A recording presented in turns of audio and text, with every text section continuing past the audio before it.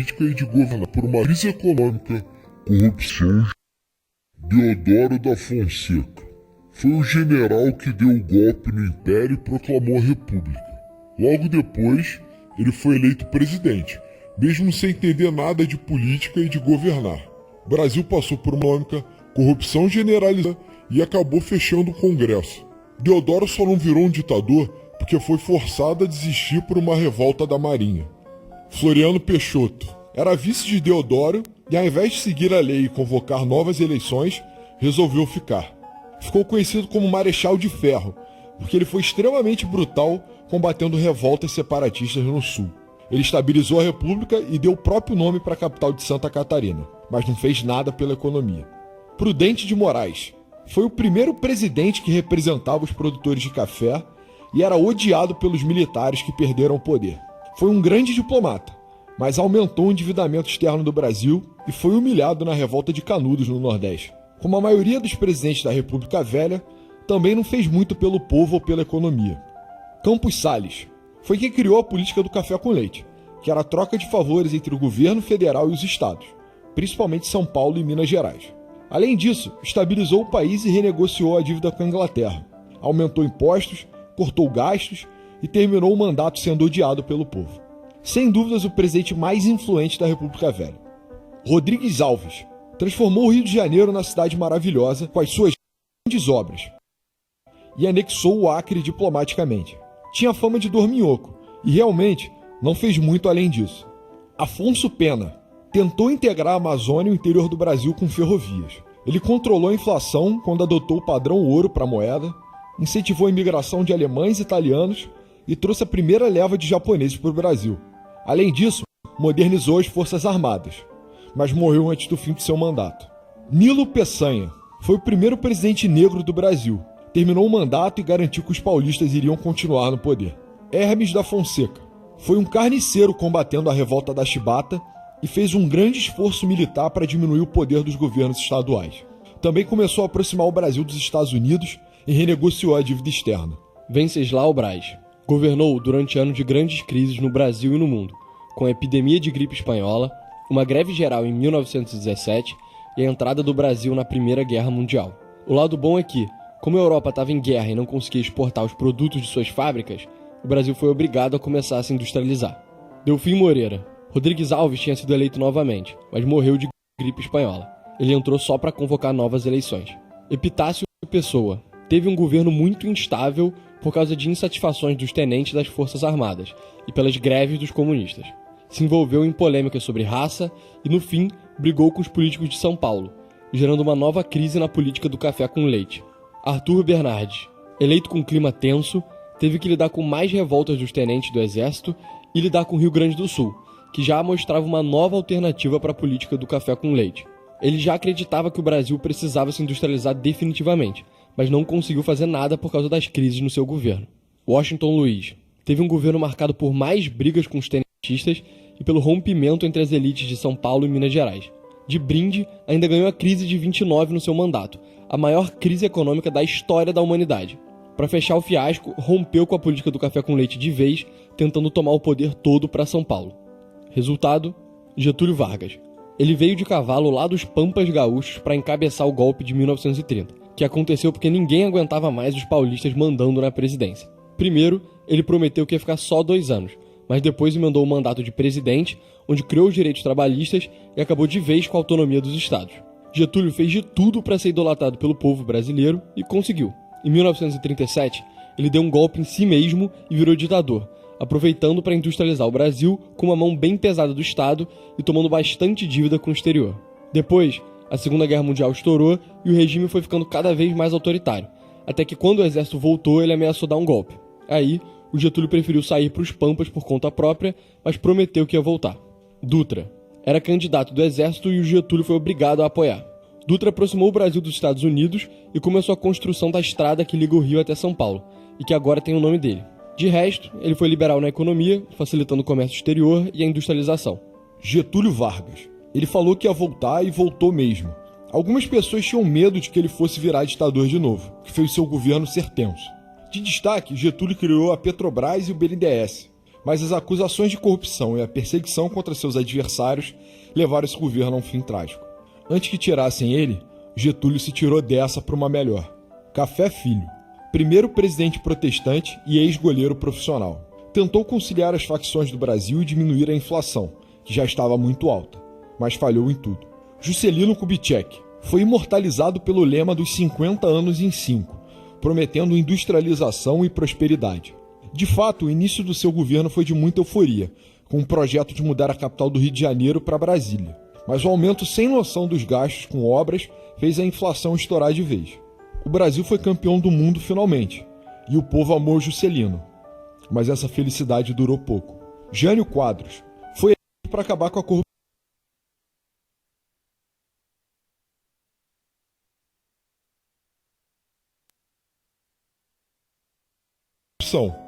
Era um completo maluco, confuso, esquisito, contraditório. Depois de alguns meses sem conseguir fazer nada, ele achou que se ameaçasse sair para dar lugar a um getulista, as pessoas iam implorar para ele voltar. Resultado, saiu da presidência e ninguém sentiu falta. João Goulart, o tal getulista que estavam evitando. Jango fez exatamente o que disse que ia fazer. Implementou políticas de distribuição de renda e não deu muita importância para a crise econômica. Resultado, os militares, com o apoio dos Estados Unidos, afastaram ele do poder e deram início ao que nós conhecemos como ditadura militar. Castelo Branco foi o primeiro ditador do regime militar. Ele estabeleceu as bases políticas da ditadura com os primeiros atos institucionais. Fim de eleições populares para presidente, governador e prefeito, a autorização de só 2 partidos, a Arena e o MDB, e o poder do presidente de remover direitos políticos de qualquer opositor. 3 meses depois de sair do poder, quando um caça da Força Aérea Brasileira bateu no avião que ele estava. Costa e Silva foi responsável pelo AI-5, decreto que tornou a ditadura bem mais autoritária. Tudo que a mídia queria publicar tinha que ser aprovado pelo governo. Todas as reuniões políticas tinham que ser autorizadas pela polícia. E o presidente passou a ter o poder de remover qualquer pessoa de qualquer cargo público, fechar o Congresso sem justificativa e aprovar qualquer lei sozinho. Médici, terceiro presidente da ditadura, governou durante o seu período mais próspero e também mais autoritário. A economia passou pelo milagre brasileiro, em que o PIB cresceu 11% por ano, impulsionado por maioria das mortes e torturas da ditadura aconteceu durante o seu governo. Ernesto Geisel. Diferente de Médici, Geisel se dedicou à abertura política, diminuindo o autoritarismo e começando o processo de redemocratização. Ele acabou com o AI-5, combateu os militares linha dura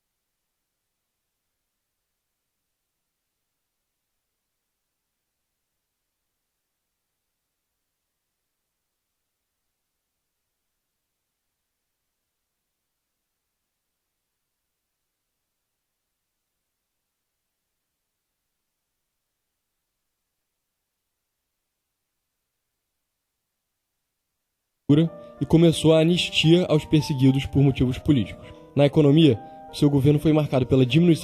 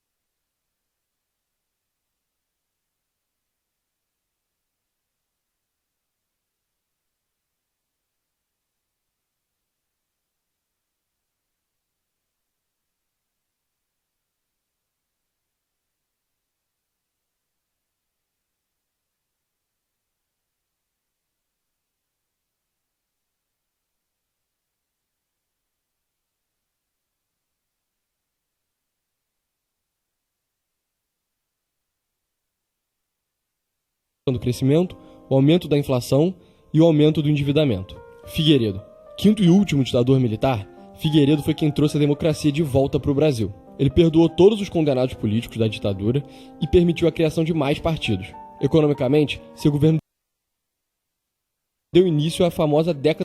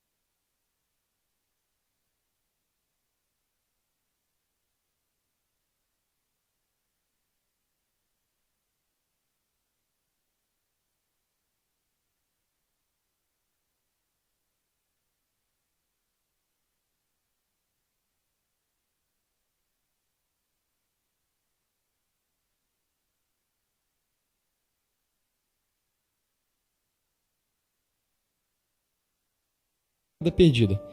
Crescimento do PIB per capita, com grande aumento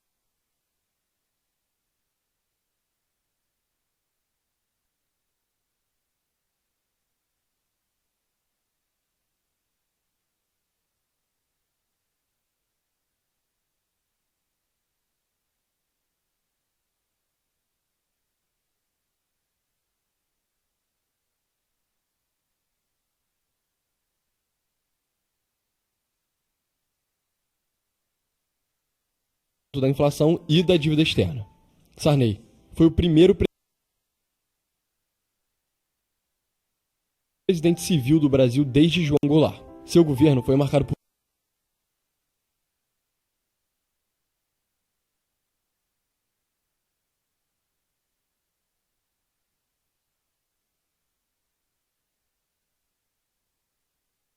duas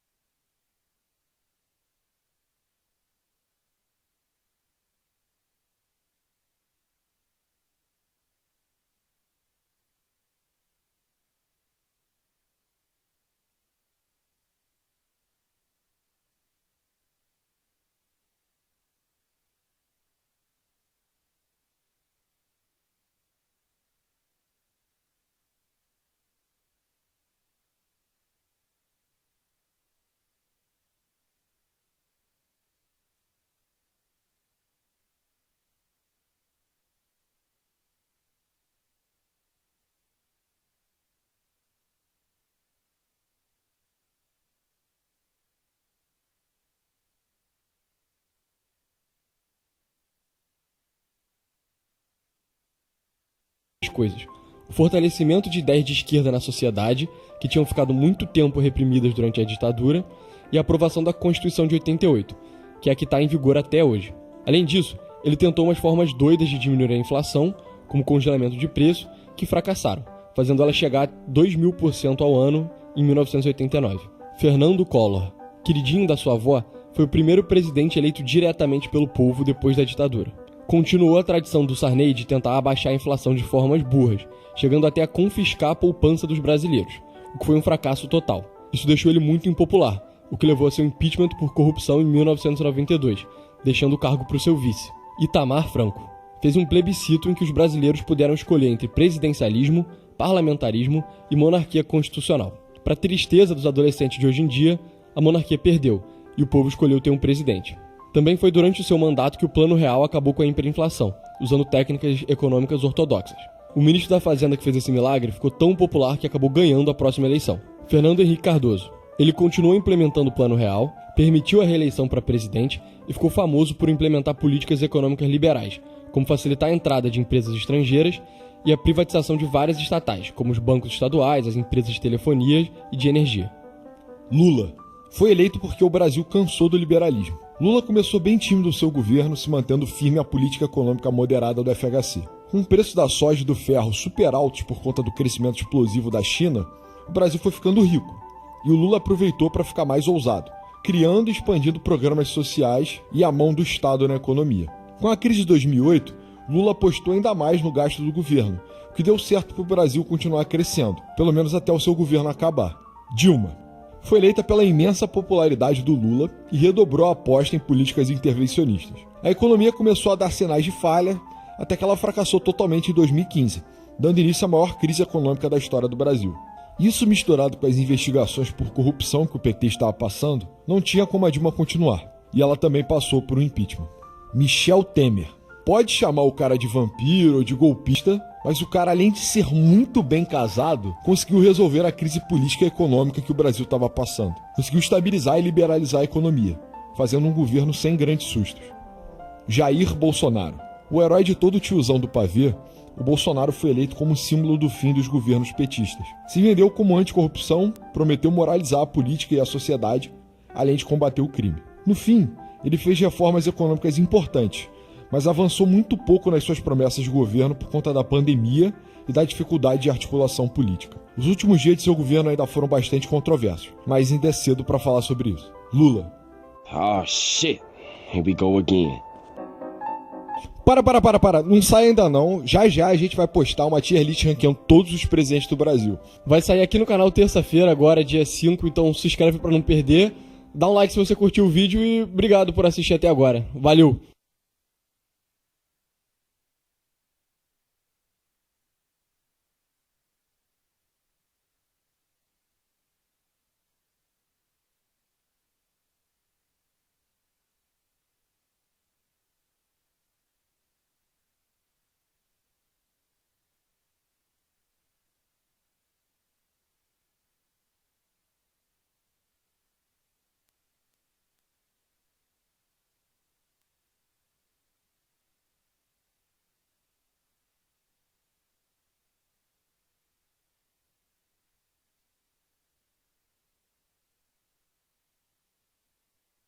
O Brasil é um país vertical, assim como seus vizinhos sul-americanos, como a Argentina e o Chile.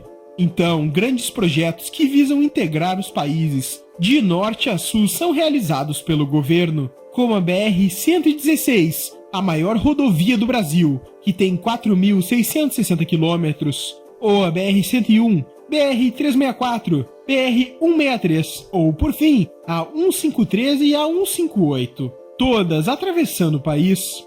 Esse montante de rodovias ajudam na logística do Brasil e facilitam a movimentação pelo país, mas ainda assim é um transporte menos eficiente, sendo mais perigoso e caro que uma ferrovia. E como o Brasil produz muito gado, grãos e minério de ferro que são exportados para países como a China, Coreia do Sul, Japão, Estados Unidos e o continente europeu em geral, isso gera um problema logístico. Por exemplo, a soja produzida no centro-oeste do Brasil, que tem destino ao continente europeu, vai sair geralmente pelo Porto de Santos, de caminhão, onde ao embarcar em um navio de carga, vai chegar à Europa. Mas e se este mesmo navio saísse do porto de Itaqui, que fica no Nordeste, mas carregado com a soja que veio do centro-oeste e carregada por uma ferrovia muito mais eficiente e barata? Esse é um desafio que teria que atravessar Goiânia, Tocantins e o Maranhão, e hoje é bem demorado e caro se essa rota for realizada por caminhões. Então, visando resolver parte dos problemas logísticos do Brasil e finalmente conectar o país de norte a sul, existe um projeto que está parcialmente finalizado e poderá ser concluído no futuro, chamado de Ferrovia Norte-Sul, que conectará 9 estados brasileiros diretamente por uma única ferrovia e vai transformar o Brasil. E para entendermos isto, temos que olhar tudo mais a fundo. A história das ferrovias no Brasil começa por volta de 1852, quando a primeira concessão de ferrovia acontece no país. Já em 1854, surge a primeira grande ferrovia, com a inauguração por Dom Pedro II da Estrada de Ferro de Petrópolis, ligando Porto Mauá a Fragoso, no Rio de Janeiro, com 14 quilômetros de extensão. Mas a chegada da Via Petrópolis ocorreu somente em 1886. E depois dessa ferrovia, o Brasil realmente começou a investir nesse sentido. Tanto que em 1858, uma ferrovia ligando Recife até o Rio São Francisco foi criada. E essa foi a primeira ferrovia do Nordeste. O Sudeste foi o foco nos próximos anos, dado que o Rio de Janeiro foi o primeiro estado a ter uma ferrovia de mais de 50 quilômetros. Ao longo das décadas, outras concessões foram cedidas, e a Ferrovia Oeste de Minas alcançou em 1894 um percurso total de 684 quilômetros, e foi considerada a primeira ferrovia brasileira de pequeno porte. Já em 1912, um grande marco foi realizado, criando uma ferrovia na Amazônia, a chamada Madeira Mamoré, que permitia a distribuição de látex. No geral, o Brasil tinha uma vasta malha ferroviária e se destacou no começo do século XX. Mas as ferrovias começaram a decair quando o principal produto exportado pelo Brasil, que era o café, entrou em decadência e representava pelo menos 50% das exportações por ferrovias. Além disso, com a chegada da crise de 1929, os Estados Unidos, que eram os principais compradores de café brasileiro, diminuíram as suas importações, o que acabou diminuindo a demanda e gerando prejuízo às empresas. Além disso, durante o governo de Juscelino Kubitschek, as ferrovias foram deixadas de lado e as rodovias ganharam cada vez mais força, até por serem muito mais baratas para serem construídas. E com a chegada do regime militar, as ferrovias também foram deixadas de lado, com grandes pontes como a Rio-Niterói e a rodovia Transamazônica sendo parcialmente construídas. Mas nem tudo foi perdido, porque a partir de 1987 começou a surgir a ideia de criar uma ferrovia que conectasse o Brasil por inteiro. Essa ideia começou a ganhar mais tração quando o Brasil começou a se destacar como o maior produtor agropecuário do mundo e um dos maiores produtores de minério de ferro. E para você ter uma ideia dos tempos atuais, em 2022, 74% da soja produzida no Mato Grosso foi diretamente para a China. E entre 2021 e 2022, a China acabou aumentando em quase 60% as suas importações do Centro-Oeste. Então, visando exportar cada vez mais e sanar aquele problema logístico que mencionei no começo do vídeo, o governo brasileiro está finalmente resolvendo isso, com a Ferrovia Norte-Sul. Essa ferrovia tem os quais iremos explicar cada um deles. Então, vamos começar pelo norte. O primeiro trecho é de Barcarena, no Pará, até a Ceilândia, no Maranhão, com 493 quilômetros. O objetivo dessa rota é conectar o porto de Vila do Conde, que fica em Barcarena, com o restante do país. Mas por quê? Quais empresas estão em Barcarena? É isso que eu fui atrás de descobrir. E procurando muito, achei esse artigo. E olha quem aparece: as indústrias Albras e Alu Norte. Com uma breve pesquisa, você já entende que a Albras é a maior produtora de alumínio primário do Brasil.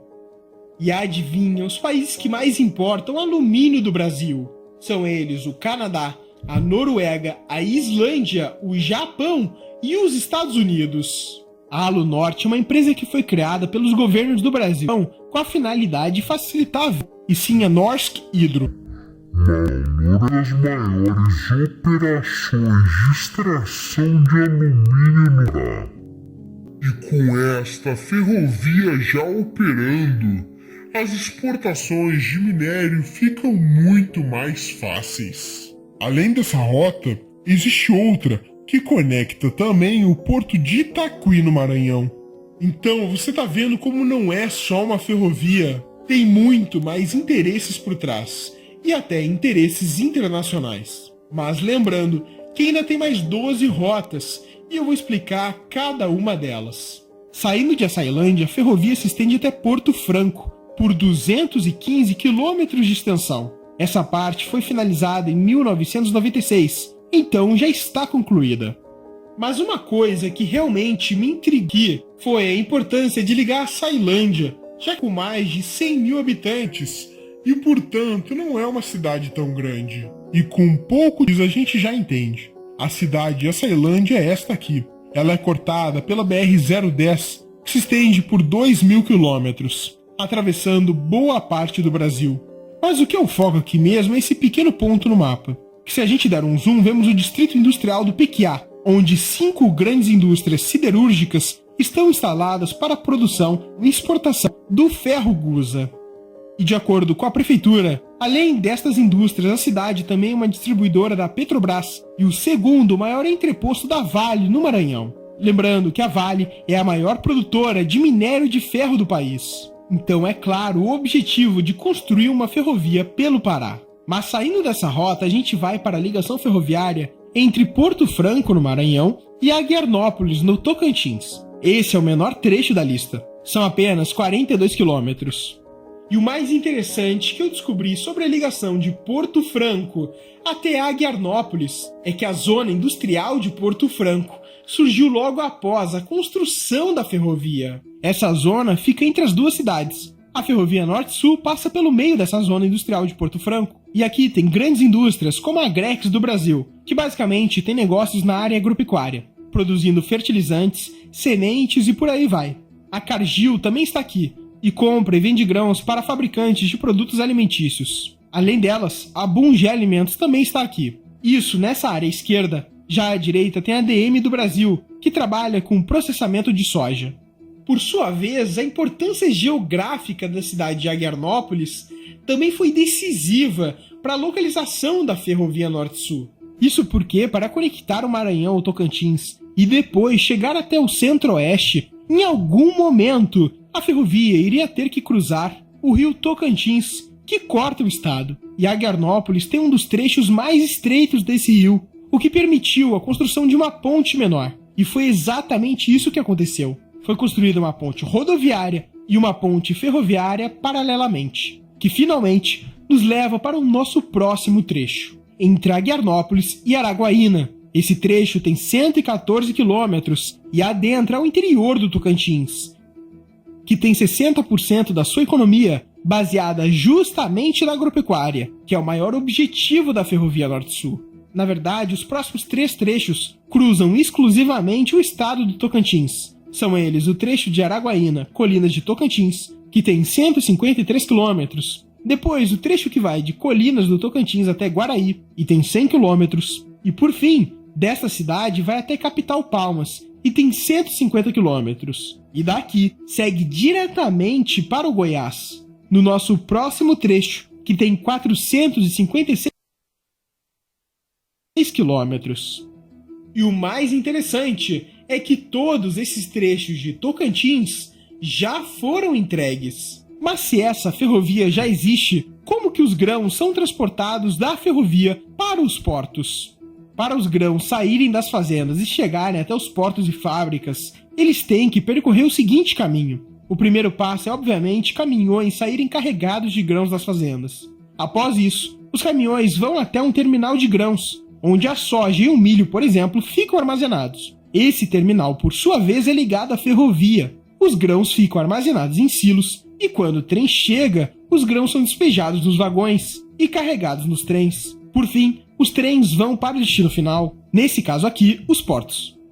E para efeito prático, o Tocantins tem o terminal de grãos de Porto Nacional. Está a cerca de 26 quilômetros da capital Palmas e tem como objetivo exportar os grãos do Tocantins até o porto de Itaquí, no Maranhão.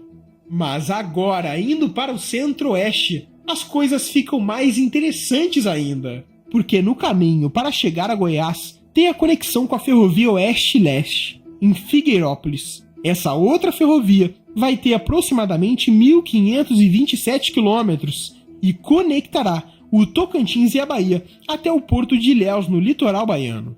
Pela ferrovia será escoado minério de ferro produzido na região de Caetité, na Bahia, e a produção de grãos e de minério do oeste da Bahia pelo Porto Sul, que será construído em Ilhéus, além da produção de grãos do Centro-Oeste também poder ser exportada por aqui. Nosso próximo trecho fica completamente em Goiás, entre Uruaçu e Anápolis. Tem 280 quilômetros. Esse trecho, além de atravessar o estado de Goiás, que produz 10% da cana-de-açúcar brasileira, 10% da soja e 11% do milho, também está conectado a outra ferrovia, nesse caso a Ferrovia Centro-Atlântica, que integra o interior de São Paulo, Minas Gerais, Bahia, Rio de Janeiro e o Espírito Santo. Agora faltam 4 rotas e 5 estados. Então vamos dar continuidade ao trecho Ouro Verde, Estrela do Oeste. Tem incríveis 684 quilômetros e também já está concluído. Na verdade, um pequeno trecho que faltava foi entregue em maio de 2023. Mas antes, em 2021, a Rumo, que opera essa rota, inaugurou o terminal de grãos de Rio Verde. Esse é o maior terminal logístico que a Rumo possui nessa rota. Tem capacidade para 11 milhões de toneladas de grãos por ano e, além de operar a ferrovia, também opera no sistema rodoviário. E aqui talvez seja a parte mais importante do projeto, porque existe a conexão com a Malha Paulista, que finalmente leva até o Porto de Santos. Eu não preciso falar quanto isso é importante, porque é o maior porto do Brasil e o maior porto da América Latina. E para você ter uma noção do tamanho, esse aqui é o Porto do Rio de Janeiro e o seu terminal de containers. Já este aqui ao lado é o terminal de containers de Santos. Grande, né? Pois é, mas esse é só um, porque tem mais. Um ao norte e o outro mais ao sul. Só que também tem os terminais de grãos do porto. E por aí vai. A maioria das ferrovias que eu mencionei até agora já estão concluídas, mas tem outra parte que ainda não está, que é o trecho entre Estrela do Oeste até Panorama em São Paulo. Teria 264 quilômetros. Mas, sinceramente, sobre esse trecho eu não encontrei muitas notícias, e parece que foi deixado de lado. E para concluir a ferrovia, teria uma das construções mais importantíssimas, que é a do trecho de Panorama até Chapecó, e de Chapecó até Rio Grande. Essa última cidade tem o 5º maior porto do Brasil, e de fato, se esse trecho for finalizado, o Brasil será finalmente conectado ao sul e ao norte, por uma única ferrovia. E para concluir, a ferrovia teria uma construção importantíssima, algo que nunca aconteceu antes da história. A Norte-Sul concluída seria algo fenomenal. Imagine que os produtos agropecuários que partem do Centro-Oeste vão poder exportar ao mesmo tempo pelo porto do Rio Grande do Sul no Brasil, mas também pelos portos do Nordeste. Dessa forma, os custos de transporte com certeza irão diminuir, pois terão que alternar as rotas em busca de mais eficiência. Hoje a ferrovia já opera alguns trechos e alguns terminaram no mês que esse vídeo foi publicado, e vão começar as operações em pouco tempo. E essa foi a Ferrovia Norte-Sul, um dos maiores, se não o maior, projeto do Brasil. Agora, eu quero falar com você que tem uma empresa ou produto próprio. Eu tenho que te explicar que ter um domínio na internet ou um CNPJ não é garantia da sua marca ser realmente sua. Eu vou dar um exemplo. Eu não tenho até hoje o domínio da minha marca na internet. Isso pertence, na verdade, a outra empresa. Só que enquanto eu estou finalizando o meu registro de marca e vou ter a minha marca garantida, essa empresa nem começou o registro de marca. Então, realmente, eu não tenho risco de perder a minha marca para essa outra empresa. Hoje, a única forma de defender a sua marca e proteger a sua empresa é realmente o registro no INPE, que é o órgão que regula as marcas no Brasil. Mas esse seria um processo burocrático. Se não existisse a Tiger, que resolve o seu problema totalmente pelo WhatsApp. O atendimento com eles é 100% online e eles registram sua marca parcelando em até 10 vezes no boleto. Então, aqui no primeiro link da descrição, ou com o número que está aparecendo agora na tela, entre em contato com eles e proteja sua marca. E por esse vídeo é isso. Muito obrigado e até o próximo vídeo.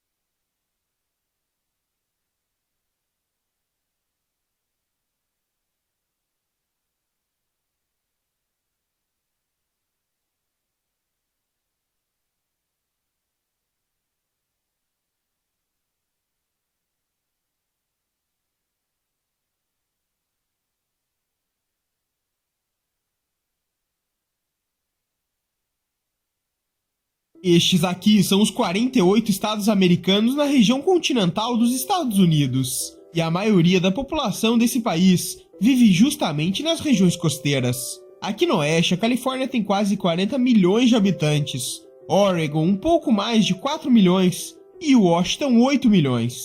E isso fica mais interessante no leste. Aqui na Flórida tem mais de 20 milhões de habitantes, Geórgia 10, Carolina do Sul 5 e os outros vários estados dezenas de milhões de habitantes. E no final das contas, a costa leste tem 84 milhões de pessoas, enquanto a costa oeste tem 50 milhões. Isso faz com que quase metade da população americana viva diretamente nessas costas. Na verdade, esses números são até maiores, já que o Texas tem quase 30 milhões de pessoas, e Louisiana, Mississippi e Alabama também têm milhões de pessoas vivendo na costa. E precisamos saber disso para entendermos que o interior dos Estados Unidos está muito mais vazio do que a costa, dado que se juntarmos esses 17 estados americanos marcados no mapa, apenas 4 têm mais de 5 milhões, 5 têm mais de 3 milhões, e existem estados com até menos de 1 milhão de habitantes, como Dakota do Norte e Dakota do Sul, que apesar de serem juntas maiores que a Califórnia, ainda assim tem 20 vezes menos população. Isso porque não colocamos nessa conta todos os estados que têm costa, porque existe o Oceano Pacífico e o Oceano Atlântico a oeste e a leste. Mais ao sul existe o Golfo do México e ao norte a região dos Grandes Lagos Americanos. Isso faz com que estados como Ohio, Indiana, Michigan, Illinois e Wisconsin também tenham uma larga costa. Então, no final de tudo, apenas uma pequena parte da população americana vive de fato no interior, com a maioria vivendo nas regiões costeiras. Isso pode ser visto também nesse mapa, que mostra as áreas mais habitadas dos Estados Unidos, e comprova-se que a população está concentrada principalmente nessas duas regiões. E aqui no meio existe quase um vácuo, com apenas 1% da população americana vivendo neste vasto pedaço de terra.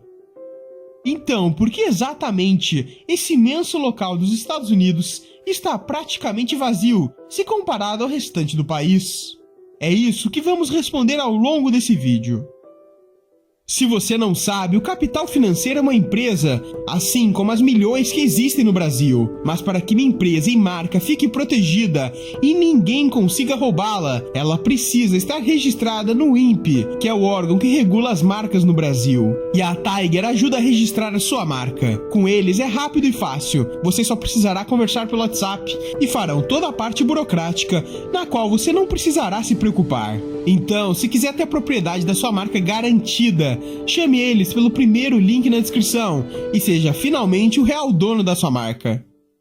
A falta de habitantes nessa região está ligada à história dos Estados Unidos. No século XVII, Portugal e Espanha já tinham vastas colônias nas Américas. No começo do século XVII, os primeiros franceses chegavam na América do Norte e estabeleciam colônias entre o Golfo de São Lourenço e a ilha de Newfoundland, ao mesmo tempo que os ingleses também colonizaram a América do Norte, também se estabelecendo na ilha de Newfoundland e a costa leste do atual Estados Unidos. Inicialmente, a primeira atividade era o comércio de peles, que tanto os ingleses quanto os franceses praticavam lá. Os colonizadores e homens em busca de riqueza que vinham da Europa adentravam o interior da América do Norte para praticar a caça de animais selvagens e levá-los até a costa. Por isso, como a colonização começou na costa, os primeiros assentamentos e cidades surgiram ali, como o assentamento inglês de Jamestown em 1607, o assentamento de Plymouth em 1620, além dos assentamentos franceses de Quebec em 1608. Após esse período, o comércio entre as colônias da América do Norte e Europa só aumentou, e por volta de 1700, quando três potências brigavam pelas novas terras, os ingleses já controlavam quase toda a costa leste do atual Estados Unidos e um vasto território no norte do Canadá, os franceses no interior da América do Norte e os espanhóis o vasto território do leste. Nessa mesma época, o comércio de escravos se intensificou para a América do Norte e as colônias britânicas começaram a comprar escravos para aumentar sua produção e assim conseguir vender para a Europa. Esse foi um dos motivos que fez com que até hoje a população se concentre mais na costa. porque o sistema da Grã-Bretanha funcionava como um triângulo no Atlântico. Os europeus compravam escravos na África e vendiam por toda a costa das Américas. Da mesma forma que as fazendas e produção das colônias britânicas era principalmente feita ao sul da colônia e vendida ao norte, quando era exportada para os mercados europeus. E já em meados de 1700, grandes cidades se desenvolveram aqui, como Filadélfia, Boston, Nova York, Charleston e Newport, que são grandes exemplos de enormes cidades hoje em dia. Mas o interior da América do Norte ainda era muito vazio, principalmente com a guerra com os povos indígenas norte-americanos, que lutavam contra os colonizadores e também pelos franceses estarem presentes nesse território. Por isso, ainda não existiam enormes cidades no interior, onde se encontra essa atual região que concentra menos de 1% da população americana.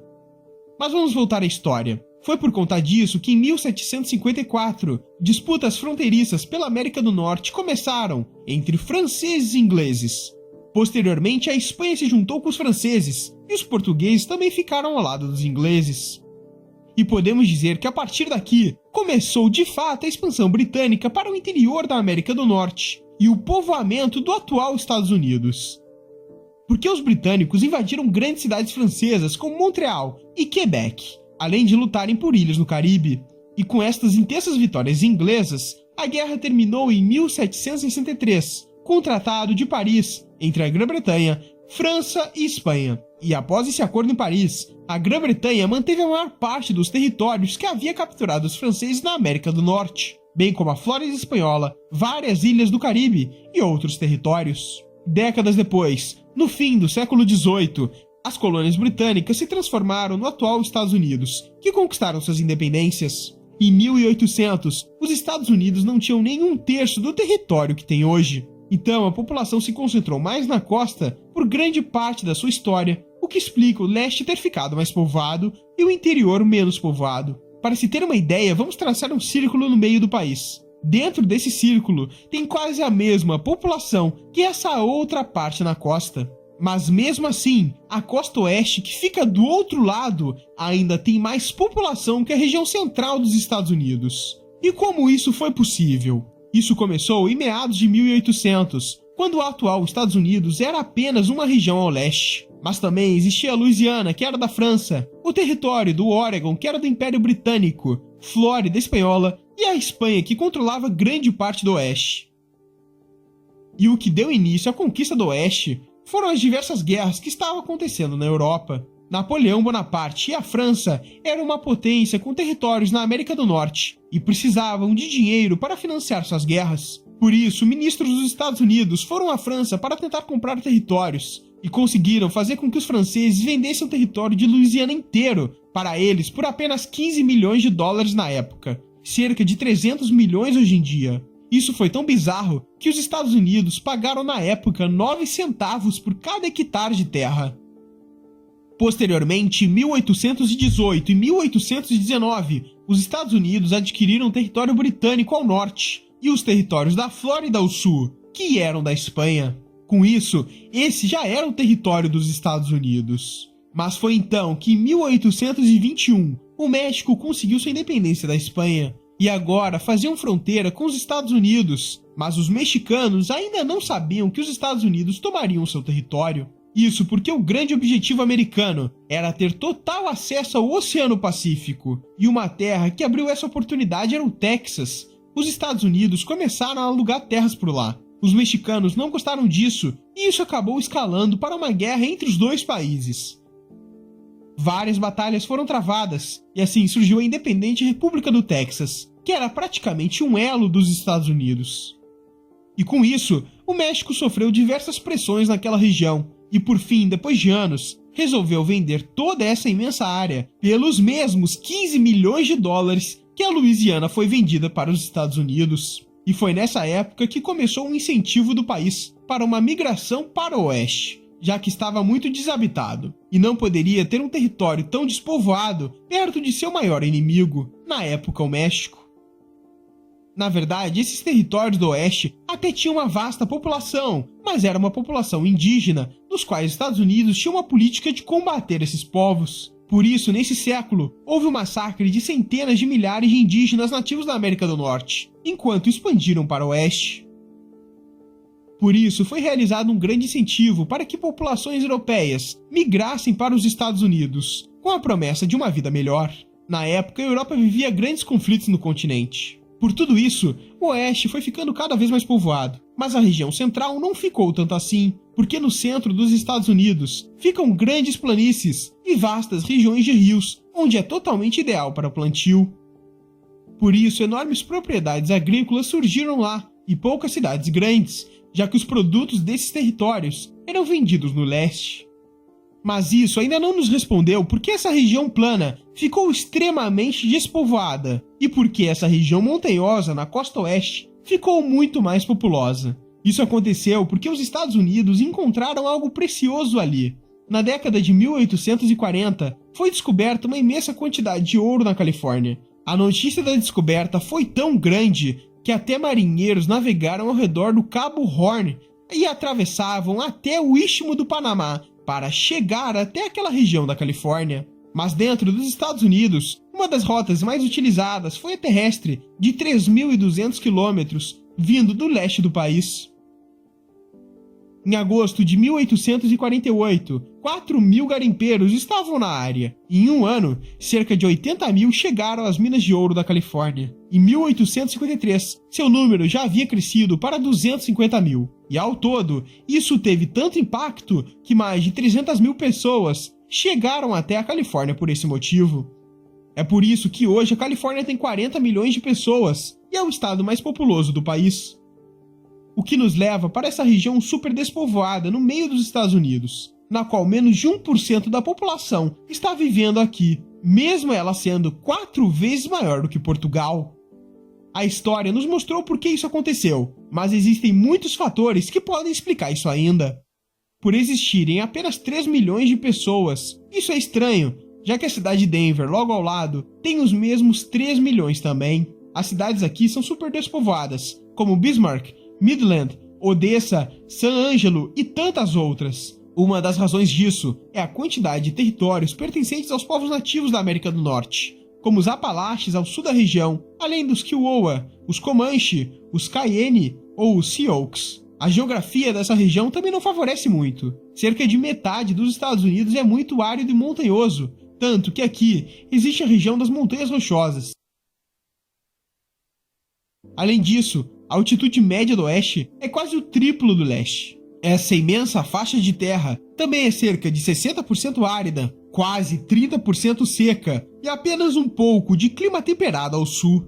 Além disso, essa região também segue o padrão das regiões mais frias da América do Norte, que tendem a estar despovoadas, tanto que as regiões mais povoadas do Canadá estão ao sul, onde o clima é mais quente, assim como é nos Estados Unidos. E essa região, que engloba 1% da população americana, tem um fator geográfico peculiar, por estar na transição entre as montanhas do oeste e as terras baixas.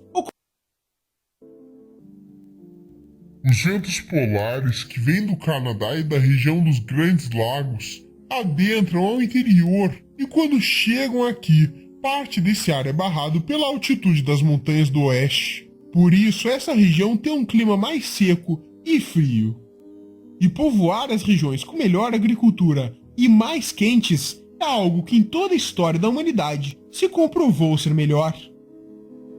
É por isso que apenas 3 milhões de habitantes vivem nessa imensa faixa de terra que representa grande parte dos Estados Unidos.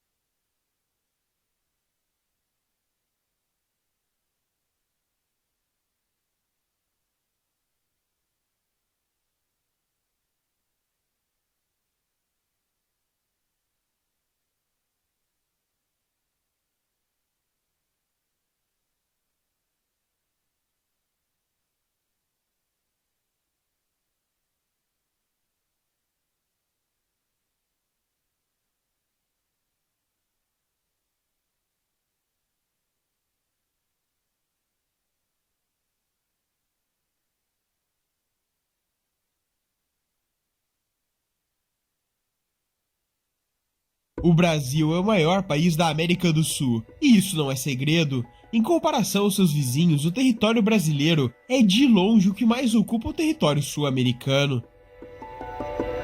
E por isso sempre possui uma grande costa em toda a sua história. São mais de 7.000 quilômetros de comprimento. E por esse motivo teve acesso ao vasto Oceano Atlântico, o que possibilitou o país se tornar um dos mais influentes no Atlântico Sul. Mas parece que o Brasil não vai parar por aí. Porque se as pretensões brasileiras derem certo, o país ganhará um território do tamanho da Groenlândia, e para isso acontecer, provavelmente só precisará esperar até 2024. E para entendermos tudo isto, temos que analisar mais a fundo. Se você não sabe, o capital financeiro é uma empresa, assim como as milhões que existem no Brasil. Mas para que uma empresa e marca fique protegida e ninguém consiga roubá-la, ela precisa estar registrada no INPE, que é o órgão que regula as marcas no Brasil. E a Tiger ajuda a registrar a sua marca. Com eles é rápido e fácil, você só precisará conversar pelo WhatsApp. Farão toda a parte burocrática, na qual você não precisará se preocupar. Então, se quiser ter a propriedade da sua marca garantida, chame eles pelo primeiro link na descrição. Seja finalmente o real e o que pertenceria à Espanha. Em questão de territórios, e dessa forma o Brasil já tinha uma vasta costa já no ano de 1504, mas nessa mesma época, Portugal também descobriu algumas importantes ilhas na costa brasileira, como Fernão Pedro e São Paulo, Ilha da Trindade e algumas outras regiões. Fernando de Noronha no início serviu como uma ilha de prisioneiros durante sua história, mas hoje serve totalmente de base para as pretensões do Brasil em expandir o seu território. E até meados do século XX, essas ilhas na costa do Brasil só serviam para uma pequena base no oceano.